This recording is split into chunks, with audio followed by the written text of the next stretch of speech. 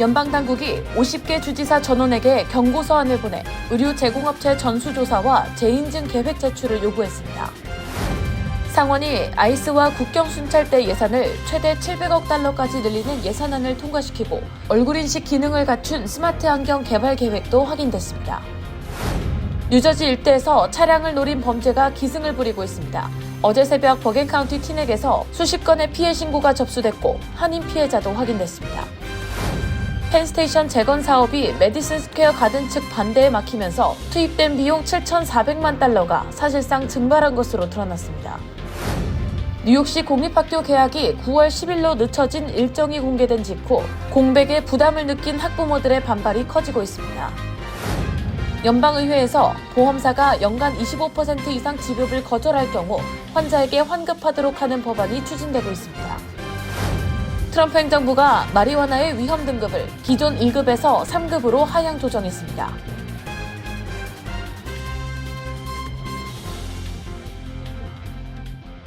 헬문스버그의 최우선의 목표는 최고의 고객 서비스를 제공하는 것입니다. 전문 세일즈팀과 함께하는 고급 쇼룸에서 여러분이 좋아하는 머세디스 벤츠 모델을 만나보실 수 있습니다. 헬문스버그와 함께라면 완벽한 차량을 찾는 데 필요한 모든 것이 준비되어 있습니다.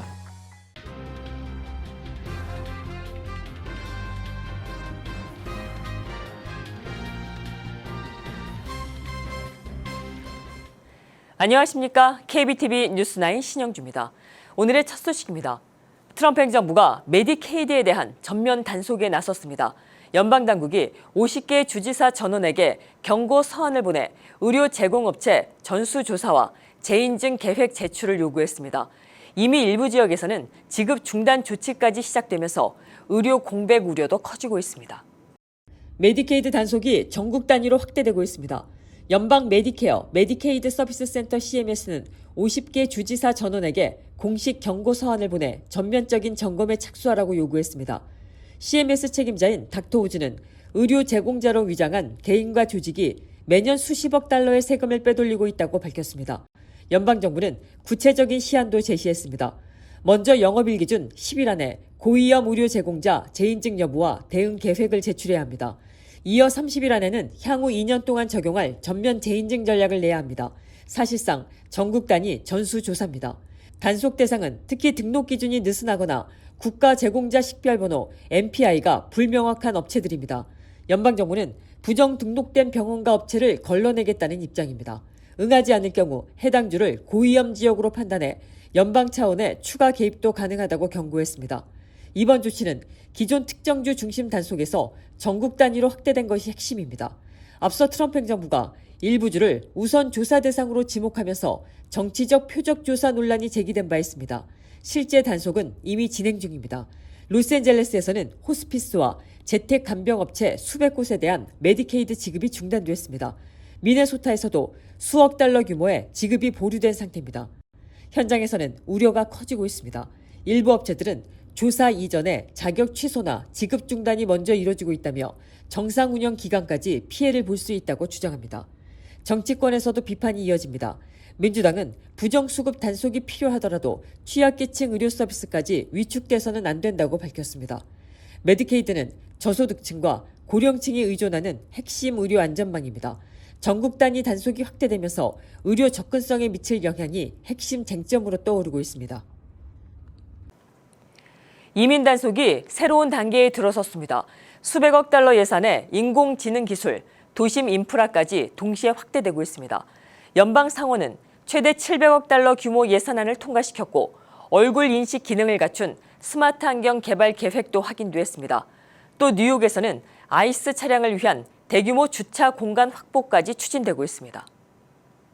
이민 단속이 예산과 기술, 현장 인프라까지 동시에 확대되고 있습니다. 연방 상원은 오늘 새벽 아이스와 국경 순찰대 예산을 최대 700억 달러까지 늘리는 결의안을 통과시켰습니다. 표결은 50대 48, 공화당 소속 머카우스키와 폴 의원이 반대표를 던졌지만 결과에는 영향을 미치지 않았습니다. 이 예산은 2029년까지 투입돼 트럼프 행정부 임기 전반에 걸친 단속 재원으로 쓰일 전망입니다. 민주당 반대를 피하기 위해 예산 조정 절차가 동원됐고 법안은 하원으로 넘어갔습니다. 단속 방식도 바뀌고 있습니다. 유출된 국토안보부 문서에 따르면 얼굴 인식 기능을 탑재한 스마트 안경 개발에 $750만 배정됐습니다. 길거리에서 사람을 포착하면 신원을 즉시 확인하는 장비입니다. 연방정부의 생체정보 데이터베이스와 연동돼 실시간 식별이 가능한 것으로 전해졌습니다. 목표 배치 시점은 2027년 9월입니다. 문제는 적용 범위입니다. 국토안보부 내부에서는 불법 체류자 식별을 넘어 일반 시민이나 시위 참가자까지 대상이 될 수 있다는 우려도 나오고 있습니다. 현장 인프라도 빠르게 확장되고 있습니다. 맨해튼 다운타운 아이스 사무소는 차량 150대를 수용할 수 있는 실내 주차 공간 확보에 나섰습니다. 계약 규모는 최대 $1,000만, 기간은 5년입니다. 기존 공공주차장 계약이 종료되면서 민간시설로 전환하는 움직임으로 해석됩니다. 뉴욕 이민자연합 등은 즉각 반발했습니다. 민간 공간까지 단속 인프라로 동원되고 있다는 주장입니다. 한편 주정부의 대응은 법정에서 막히고 있습니다. 제구연방항소법원은 캘리포니아의 아이스 요원 신분증 폐용 의무화법을 위헌으로 판단했습니다. 재판부는 주정부가 연방요원의 업무 방식을 규제할 수 없다고 못 박았습니다. 비슷한 취지의 복면금지법도 이미 1심에서 위헌 판단을 받은 상태입니다. 현재 여러 주가 유사 법안을 검토 중이어서 이번 판결의 파장은 전국으로 확산될 가능성이 큽니다. 연방은 돈과 기술, 공간까지 총동원해 단속을 확대하고 주정부는 이를 막으려고 하지만 법적 한계에 부딪히고 있습니다. 뉴저지 일대에서 차량을 노린 범죄가 기승을 부리고 있습니다. 뉴저지 버기엔 카운티 티넥에서는 11대의 차량이 파손되고 부품이 도난당했는데 한인 피해자도 확인됐습니다. 불과 약 2주 전에는 인근 여러 타운에 걸쳐 차량 80여 대가 파손되는 사건까지 발생해 각별한 주의가 필요합니다. 김은지 기자가 보도합니다. 어제 새벽 뉴저지 티넥에서 차량 에어백을 노린 절도 범죄가 잇따르며 수십 대의 차량이 훼손됐습니다. 수사 당국에 따르면 범행은 새벽 시간대 집중 발생했으며 최소 11건에서 많게는 50대 이상의 차량이 피해를 입은 것으로 추정됩니다. 절도범들은 차량 문을 부수거나 유리창을 깨고 침입한 뒤 핸들 내부의 에어백을 빠르게 제거해 도주한 것으로 나타났습니다. 마크 슈워츠 티넥 시장은 고속도로 인근 주택가를 중심으로 범행이 이루어졌으며 이는 신속한 도주를 노린 것으로 보인다고 밝혔습니다. 에어백 절도가 증가하는 배경에는 부품 수급 부족과 리콜 수요 증가가 있는 것으로 분석됩니다. 에어백 하나 교체 비용은 최대 $2,000에 달합니다. 주민들은 심리적 충격과 함께 불안을 호소하고 있습니다.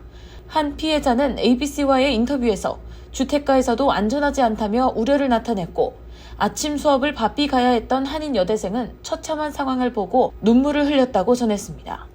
한편 약 2주 전에는 뉴저지 유니언 미들섹스 카운티 일대에서 대규모 차량 파손 사건이 발생했습니다.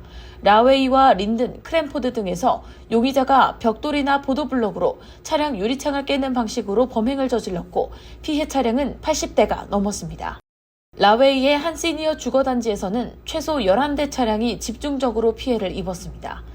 경찰은 감시 카메라에 포착된 남성과 회색 SUV를 중심으로 용의자를 추적 중이며 인근 지역 경찰과 공조 수사를 벌이고 있습니다.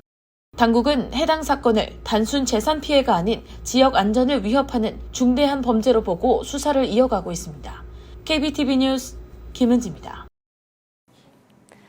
펜스테이션 재건 사업으로 쓰인 세금 $7,400만 사실상 증발한 것으로 드러났습니다.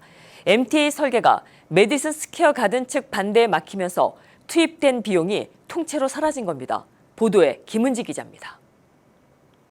$7,400만 세금이 사실상 사라졌습니다.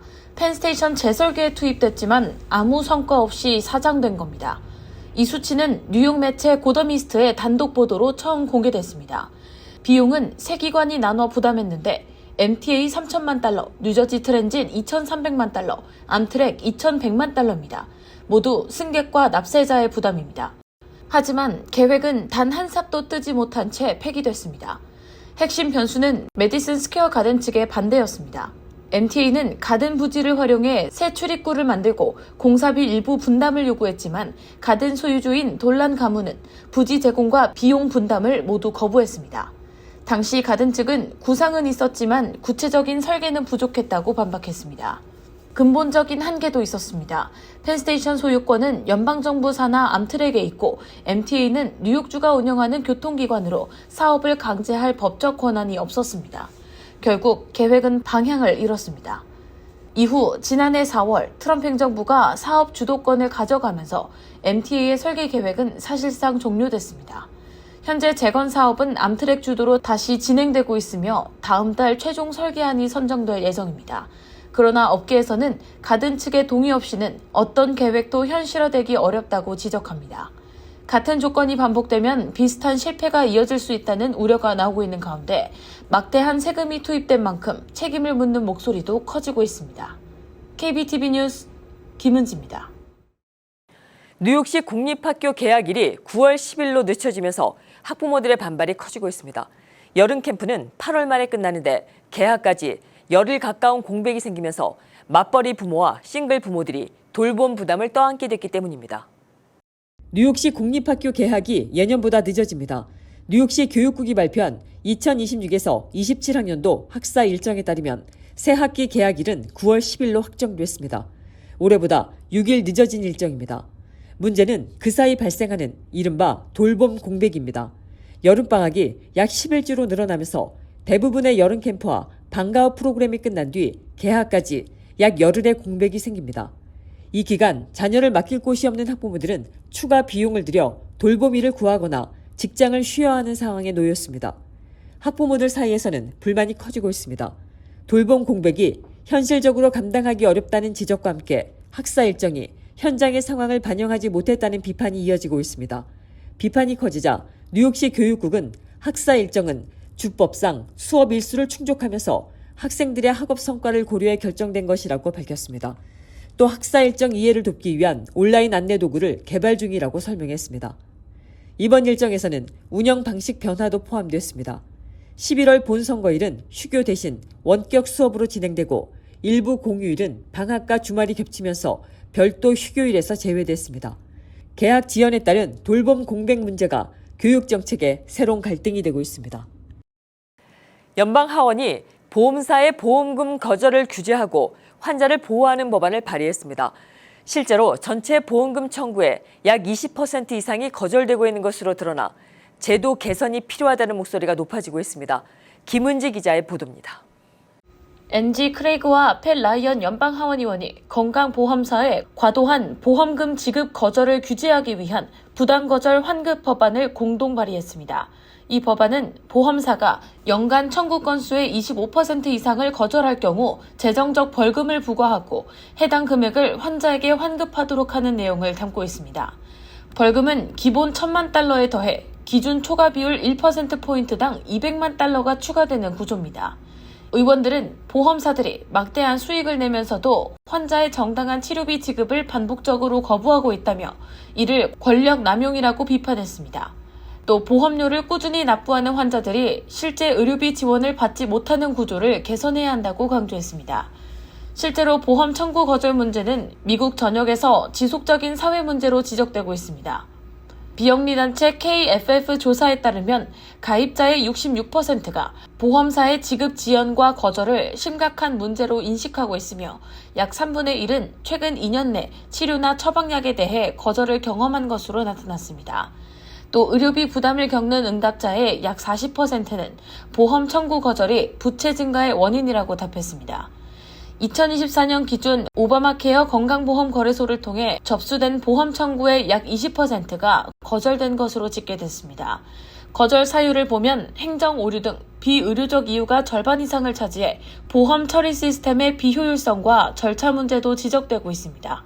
또 거절된 청구에 대해 이의를 제기하는 비율은 1% 미만에 그쳤고 이의 신청 사례 중 약 66%는 보험사의 기존 결정이 유지된 것으로 나타났습니다. 전문가들은 이러한 구조가 환자에게 불리하게 작용하고 있다며 보험사에 대한 감독 강화와 투명성 확보가 필요하다고 지적하고 있습니다.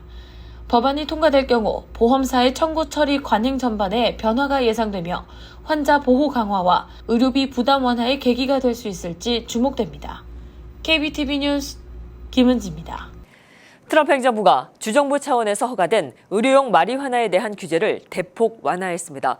마리화나의 위험 등급을 기존 1등급에서 3등급으로 하향 조정하며 의료와 연구 활용 확대와 산업 성장에 큰 영향을 미칠 전망입니다. 김은지 기자가 관련 소식 전합니다. 트럼프 행정부가 의료용 마리화나의 위험 등급을 기존 1급에서 3급으로 하향 조정했습니다. 토드 블렌치 법무장관 대행은 오늘 관련 명령이 서명하며 이번 조치를 공식화했습니다. 미국 마약 단속국은 약물의 남용과 의존 가능성에 따라 물질을 5개 등급으로 분류하고 있으며 그동안 마리화나는 헤로인, 엑스터시와 함께 가장 위험한 1급으로 지정돼 왔습니다. 하지만 이번 조치로 케타민, 코데인 복합제, 테스토스테론 등과 같은 3급으로 낮아졌습니다. 이는 1970년 이후 유지돼온 연방규제 체계를 크게 완화한 것으로 평가되며 특히 2012년 이후 각 주에서 기호용 마리화나 합법화가 확산되는 흐름 속에서 연방정부가 취한 가장 큰 규제 완화 조치 중 하나로 꼽힙니다. 이번 결정은 현재 의료용 마리화나 프로그램을 운영 중인 약 40개 주에 영향을 미치게 되지만 기호용 마리화나 사용까지 합법화한 것은 아닙니다. 또 3급으로 재분류되더라도 의회에 추가 입법이 없는 한 여전히 불법 지위는 유지되며 법무부 역시 관련 범죄에 대한 기소 권한을 계속 보유합니다. 정부는 이번 조치와 함께 주정부 허가를 받은 의료용 마리화나 사업자의 등록 절차를 간소화하고 연구자들의 합법적 사용 범위도 확대하기로 했습니다. 법무부는 오는 6월 29일 공청회를 열어 1급 약물 리스트에서 마리화나를 삭제하기 위한 절차를 본격 논의할 예정입니다. 마약 단속국은 그동안 일관성 및 감독이 부족했던 의료용 마리화나 규제에 대해 미 전역에서 질서를 확립하는 과정이라고 밝혔습니다. 블렌치 법무장관 대행은 대통령의 리더십 아래 미국인의 건강 증진과 환자 치료 접근성 확대를 위한 조치라며 마리화나의 안전성과 효능에 대한 연구도 더 활성화될 것이라고 밝혔습니다. 이번 변화는 산업에도 큰 영향을 줄 전망입니다. 1급, 2급 약물은 세제 혜택이 제한되지만 3급으로 분류되면 관련 혜택과 규제 완화가 가능해지기 때문입니다. 세제 부담 완화와 규제 명확성이 확보되면서 시장 환경이 정상화되고 투자 확대가 이어질 것으로 내다봤으며 마리화나 제품이 흡연용뿐 아니라 음료, 젤리 등 다양한 형태로 확산되고 있는 만큼 정책 변화의 파급력이 광범위할 것으로 보고 있습니다. 아울러 트럼프 행정부는 참전용사의 정신건강 치료를 위한 의료 목적의 환각제 연구를 가속화하는 행정명령에도 최근 서명하는 등 약물 연구 확대 정책을 병행하고 있습니다. KBTV 뉴스 김은지입니다.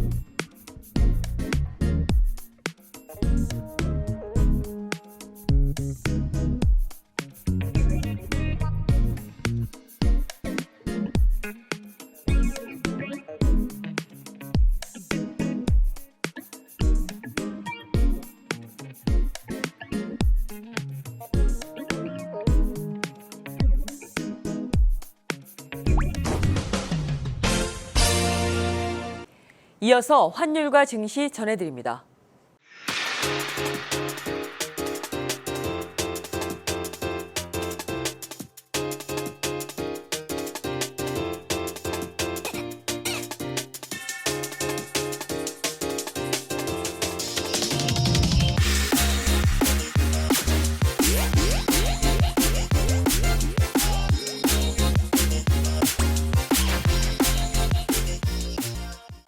계속해서 뉴욕과 뉴저지 날씨 전해드립니다.